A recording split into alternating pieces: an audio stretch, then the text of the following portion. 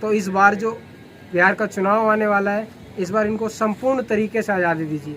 वो आप सबको पता है किस प्रकार से आज़ादी देना है। इस प्रकार से आज़ादी दीजिए कि दोबारा ऐसा पोस्ट करने के लायक ना हो। तिरंगा को हाथ, ऐसे नमक हराम गद्दार जाहिल नेता तिरंगा को हाथ लगाने के लायक ना हो।